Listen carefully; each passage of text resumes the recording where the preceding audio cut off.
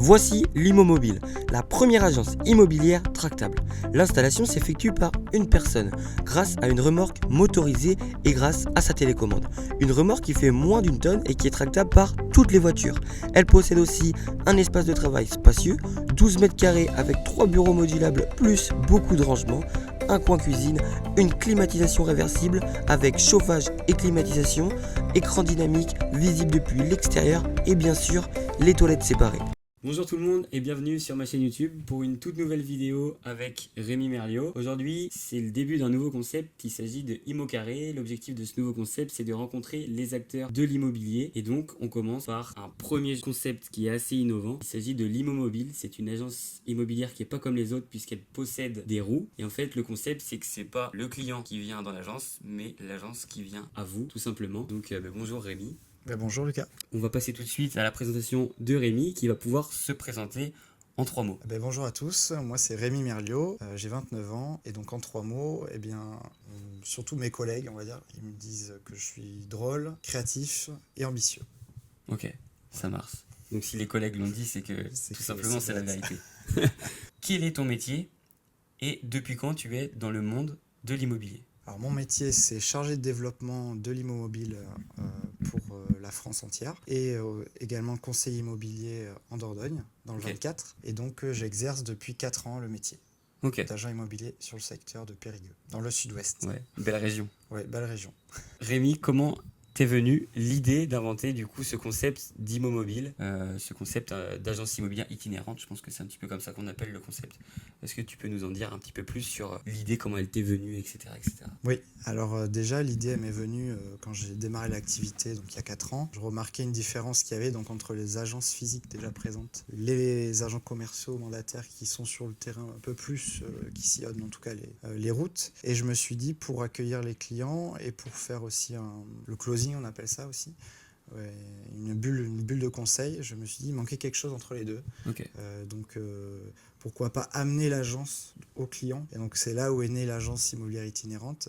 Il y a eu d'autres concepts en France qui existent, mais le nôtre est assez unique parce que c'est une bulle de vente qui se déploie sur 12 mètres carrés. Une agence immobilière itinérante qui est fabriquée en France et on a un concept unique. On se déplace au plus proche des gens, devant des centres commerciaux, dans les marchés, dans des secteurs aussi délaissés où il n'y a plus de services de proximité. On regagne la confiance aussi des habitants en recréant du lien social parce qu'on en manque maintenant. Ouais, carrément. Et c'est le cœur de notre métier déjà de base, d'aller au-devant des clients et c'est là où est née cette idée-là, recréer du lien grâce à ça. Grâce à ce concept d'allier à la fois l'agence physique et l'agent commercial grâce à l'Immomobile. De faire une synergie entre les trois. Là, c'est peut-être, on va dire, de retrouver peut-être les valeurs qui sont prônées par la majorité des agences immobilières, mais mettre vraiment en avant, par exemple, tout ce qui est côté humain. Oui, c'est nos valeurs dans le réseau déjà, en plus, chez Axo. Les valeurs humaines, la bienveillance, le local et le local. Donc pour le coup, c'est tout ce qu'on véhicule, c'est ça grâce à l'Immomobile. On peut travailler sous 3 façons en plus chez nous, en tant qu'agent, en ayant l'Immomobile ou en étant agent commercial. Donc pour le coup, on a vraiment une synergie entre les trois. Ouais, et une diversité complémentaire. Sur les départements, là on peut travailler sur pas mal de choses. Ok, c'est super intéressant. Et du coup, comment se passe le processus de création? Je sais pas si tu peux peut-être pas tout nous dire, je suppose, parce qu'il y a peut-être des choses qui sont peut-être à garder pour le réseau, mais approximativement, comment tu as procédé pour ce que tu as fait d'abord? Je sais pas, imagine une première maquette qui n'a pas du tout fonctionné, et je sais pas, peut-être que tu es parti sur quelque chose d'autre. Comment ça s'est passé le processus pour arriver à ce qu'on a vu en fait dans la vidéo, quoi. Avant ça, j'ai fouillé pas mal déjà sur le net et ce qui existait déjà en agence et en réseau d'agences itinérantes. Et le but c'était de se démarquer aussi. Donc je suis tombé sur un fabricant français de remorques, à la fois loisirs et professionnels, basé dans l'ouest de la France. Et ça m'a donné l'idée de faire cette agence immobilière là-dedans, parce que dans une remorque, ça n'existe pas. Il y a des avantages et des inconvénients partout, mais là, pour le coup, il y avait plus d'avantages de le faire via ce modèle-là. Et ça marque plus aussi l'œil, parce que elle est ronde, c'est vrai que c'est intemporel par rapport à un camion. Ça a son côté un peu ludique. On casse les codes avec cette forme-là. Ouais, avec le design. Donc il y a eu pas mal de réflexions, hein. Il y a eu plus d'un an et demi de réflexion déjà sur le projet. Et après, il y a eu la première qui s'est montée en Dordogne. Et là, on les fabrique directement à l'usine et elles sont faites sur mesure pour les agents au quotidien. Ok. Donc on a supprimé des choses, on a rajouté des choses aussi pour le besoin au quotidien des agents, le confort aussi pour les clients et pour les agents qui travaillent, Ok. comme si on était dans une agence physique, mais pour le coup au plus proche des gens, Ok. sur un marché ou autre, en retrouvant plein de choses du quotidien. Ok. Voilà. Et nous, on a l'exclusivité de la fabrication côté agence immobilière. Mais sinon, oui, on compte en avoir 25 d'ici 5 ans et de les étaler vraiment là où on n'a pas de candidats, que ce soit en tant qu'agent ou avec une agence physique. C'est aussi là orienter le recrutement avec ça. Ok. Ah, c'est une réelle stratégie aussi De côté recrutement. ouais, de réseau et de. C'est ça. Ok. C'est de pouvoir aussi aller dans les départements où on ne pouvait pas s'implanter, mais avec ce concept, on pourrait. Ok. Plutôt que d'avoir une agence pignon sur rue ou un agent commercial seul à son domicile. D'accord, ça marche. Alors, du coup, poursuivons. Si moi, demain, je viens pour un rendez-vous avec toi concernant l'immo-mobile, est-ce que tu peux me citer les avantages que tu vois à utiliser l'immo-mobile et est-ce que potentiellement il peut y avoir des inconvénients? Par exemple, moi je pense peut-être à un inconvénient qui me vient directement en tête, c'est peut-être est-ce que l'immo-mobile est compatible avec des grandes villes? Je sais pas, c'est une question qu'on peut se poser et est-ce que tu peux y répondre tout simplement? Bien sûr. Alors déjà au niveau d'avantages, on a l'avantage de ne pas avoir les charges déjà d'un local, forcément, qu'on pourrait avoir pour travailler. Et on travaille au cœur de là où sont les gens, où ils vivent, que ce soit sur un marché ou autre, on peut se placer directement au cœur du village ou de l'événement. Ok. Aller dans des endroits où des agences ne pourraient pas aller avec leur secteur géographique ou leur rayon d'action. De vraiment optimiser l'agence, voilà, suivant les saisons, suivant les régions aussi. Elle fait que la largeur d'une voiture, donc ça c'est l'avantage aussi, c'est qu'on peut aller partout, elle est maniable, elle se replie et une fois attelée, on peut sillonner toutes les routes possibles. Les inconvénients, après c'est juste la compatibilité avec la voiture, il faut avoir une voiture juste qui soit pas trop légère pour la tracter. Ok. L'avantage aussi, c'est qu'il n'y a pas de contrôle technique, on n'a pas de camion en plus, on n'a pas de charge en plus à ce niveau-là. Et puis bon, l'inconvénient, je ne sais pas si c'est un inconvénient, mais c'est qu'on est vu. Ça peut être vu comme un avantage. Je comprends ce que tu veux dire. On n'est pas forcément discret, mais c'est ça aussi qui fait la magie de l'immobilier, c'est que voilà, ça fait parler, ça amène la curiosité. Il y a quand même un client sur 5 qui rentre dans l'agence juste pour regarder comment c'est fait. Okay. Et après, il se livre à son projet de vente ou pas, mais au moins ça permet d'amorcer la conversation. Ça attire. Pas que forcément par l'immobilier d'abord.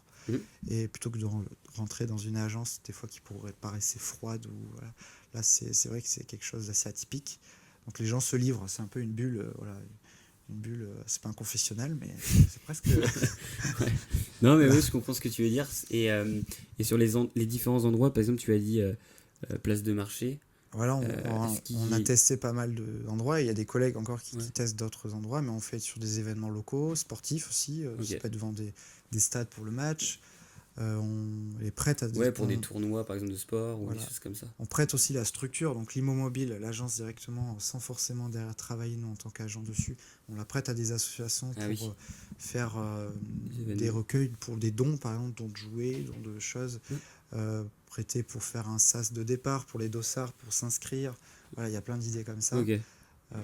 Pour venir aussi en aide aux habitants, en plus de notre rôle de conseiller. Il y a vraiment un objectif professionnel et d'être impliqué dans la vie quotidienne des personnes qui habitent dans le village, dans la commune ou pour les citoyens. Quoi, et puis aussi avec des confrères d'autres branches de l'immobilier ou de branches d'autres secteurs.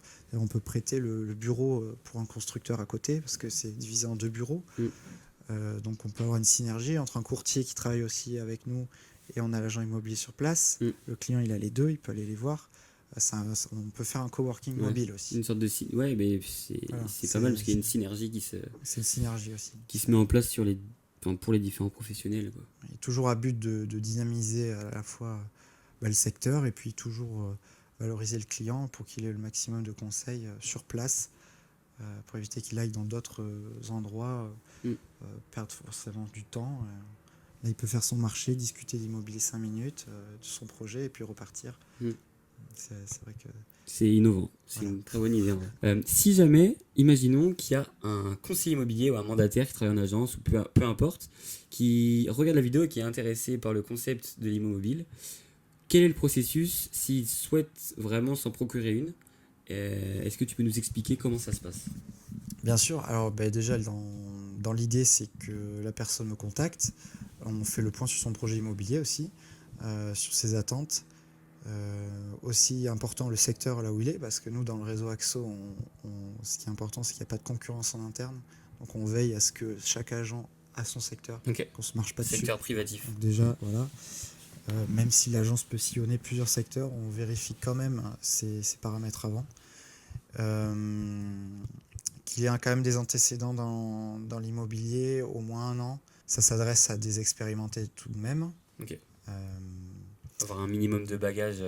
c'est ça. Sur- sur D'avoir le déjà domaine. moins fait la transaction. Et donc l'idée, c'est qu'on peut le voir comme une franchise, un système de location. C'est-à-dire qu'après, quand la personne correspond donc, à la fois à l'ADN du réseau et qu'elle elle pense s'y sentir bien, on valide avec ma collègue Nadège et mon président Pierre Nelson aussi l'entrée de la personne, et on rentre dans un cursus où elle va valider un palier en fait en chiffre d'affaires, et ce palier-là va déclencher la commande de l'immobilier, parce qu'il faut quand même amener du chiffre d'affaires, sinon la personne va être perdante derrière sur le projet. Ouais.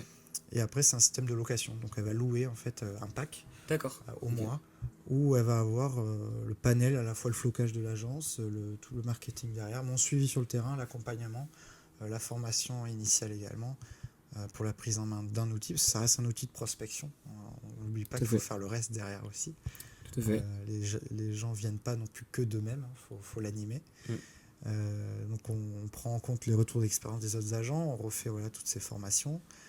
Et derrière, il y a un suivi qui est fait. Et la personne va louer l'immobile et derrière va pouvoir directement travailler sur son secteur. Je reviens sur le fait que tu disais qu'il faut, entre guillemets, prouver par un minimum de chiffres au tout départ pour pouvoir bénéficier. Il y a un minimum de chiffres activés, et après, ça dépend aussi du profil. Mais c'est vrai que c'est logique, parce que du coup, en fait, on ne peut pas laisser la place aux débutants, parce que ça a un coût quand même. Et vous protégez réel. aussi les personnes. Bien sûr.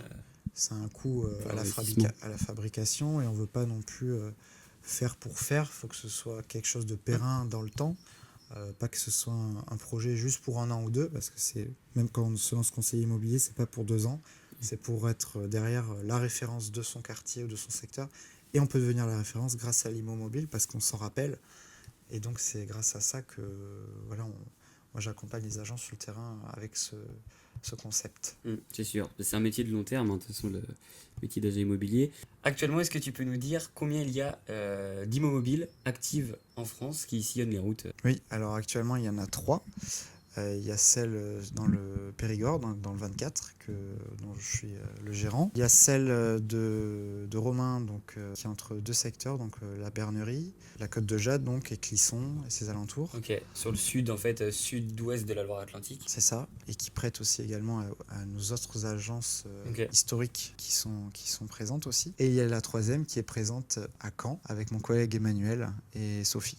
Ok, ça marche, très bien. On passe tout de suite du coup aux questions qui vont concerner un petit peu plus ton mindset d'entrepreneur. Première question, qui est plutôt, je trouve, intéressante, parce que moi j'ai une réponse qui est bien établie sur ce sujet. C'est: est-ce que le métier d'agent immobilier ou de conseiller immobilier est un métier d'entrepreneur? Alors je dirais que oui, c'est un métier d'entrepreneur, parce qu'on développe son portefeuille de clients, mon business il n'est pas déjà créé, donc forcément comme tout entrepreneur il y a un début. On doit développer son secteur ou son quartier, et développer son chiffre, ou se poser des objectifs, se remettre en question, évoluer avec le temps, avec les nouveaux outils qui existent ou qui vont arriver, se mettre toujours à la page. Donc comme tout entrepreneur, il faut suivre son activité, se remettre en question, et même si on fait partie d'un réseau, chacun est un entrepreneur de son secteur. Qui porte après le réseau plus haut pour investir plus dans d'autres outils ou dans des choses pour accompagner. Pour moi, je le vois comme ça. Oui. Ok, j'ai un petit peu la même vision. Pour moi, en fait, même qu'on soit conseiller, même salarié dans une agence immobilière, je trouve que le métier de conseiller immobilier, le fait de prospecter au quotidien, etc., je trouve qu'on retrouve un petit peu la fibre entrepreneuriale, parce qu'on doit En fait, on est un petit peu tout seul sur le secteur et on doit se créer un réseau. Oui, se faire connaître. Se faire connaître. Voilà, une notoriété Toutes qui ces se fait choses-là. petit à petit. Je trouve que ça rejoint un petit peu le métier d'entrepreneur et surtout que c'est un métier qui est très cyclique. Là, on peut le voir en ce moment où on entend beaucoup, que ce soit dans la presse ou même entre professionnels, qu'il y a des fois des petites baisses du marché ou des petites régressions, puis ça remonte. Et du coup, il faut savoir un petit peu aussi anticiper tous ces cycles pour réussir, je dirais, sur le long terme C'est ça. et pas arrêter, comme tu as pu dire tout à l'heure, au bout de 2 ans. Oui, il faut que les gens aient le réflexe aussi ou se souviennent de nous. Donc, il faut toujours être présent sur le secteur, que ce soit même sur les réseaux sociaux ou localement. Et c'est important, qu'on passe une crise ou pas, que la personne ait le bon réflexe d'appeler le bon conseiller. Donc. Alors, on peut dire que du coup, l'Immomobile, tu me coupes si je me trompe, mais est un projet d'entrepreneur, puisque c'est toi qui as l'initiative de ce projet, c'est toi qui as créé ce projet, même si tu es maintenant affilié avec le réseau Axo Immobilier. Pierre Nelson a cru au projet et le réseau derrière m'a porté, Exactement. voilà, c'est ça. Donc c'est toi je qui suis toujours à l'initiative. Oui, ouais. Et tu continues à être au quotidien chef du projet, etc. Et donc, est-ce que cet état d'esprit et cette envie d'entreprendre, est-ce que tu l'as toujours eu parce qu'il y a beaucoup d'entrepreneurs qui disent depuis que je suis petit, j'ai voulu créer ma boîte, machin, etc. Et est-ce que toi, dans ton cas, c'est vrai ou est-ce que c'est arrivé peut-être sur le tard ou... Pour le coup, c'est vrai. Ouais. Parce que depuis à l'âge de 18 ans, j'ai créé ma première auto-entreprise en création de site web donc, et événementiel. Et donc, je me suis lancé dans l'entrepreneuriat pendant les études. Donc, ça m'intéressait toujours. Et ça m'intéresse toujours. Donc, forcément, depuis plus de 10 ans, je suis toujours dans l'entrepreneuriat. Donc, c'est vraiment ancré en toi. Ouais, c'est un peu un ADN. Voilà. C'est ça. Je me retrouve aussi. J'ai commencé aussi d'ailleurs Dès que j'ai pu le faire, à l'âge légal, j'ai monté mon auto-entreprise. Ouais, j'ai fait pareil. J'ai commencé avec des sites e-commerce et au départ, ça n'a pas forcément marché. Et puis après, j'ai pas abandonné jusqu'à temps d'essayer de trouver ma voie. Et je pense que là, je l'ai enfin trouvé. Mais je pense que le métier d'entrepreneur, c'est aussi...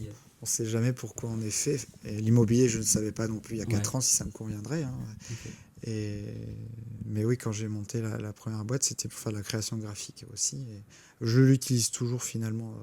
Les compétences, on en a maintenant avec d'autres collègues autour. On est bien entouré, mais aussi ça aide quand même pas mal au quotidien. Ok. Et je dirais même que si je rebondis sur ce qu'on disait tout à l'heure, peut-être que le métier d'agent immobilier, ma vision des choses, que le métier d'agent immobilier se rapproche du métier d'entrepreneur parce qu'aussi on touche à plusieurs domaines. Il faut être bon en négociation, il faut être bon en connaissances techniques, urbanisme, etc. Peut-être sur les réseaux sociaux, et toucher à tout. Et du coup, c'est vrai que on retrouve un petit peu ce côté entrepreneuriat.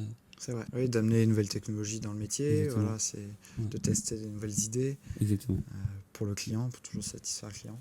Ouais, puis une nouvelle idée de prospection. Donc maintenant que tu as réalisé ce projet entrepreneuriat qui te tient à cœur et qui continue de te faire vibrer au quotidien, si on peut dire ça comme ça, est-ce que tu as développé d'autres idées, que ce soit en rapport avec l'immobilier ou pas du tout, que tu souhaiterais, je sais pas, sur du court terme, moyen terme ou long terme mettre en place?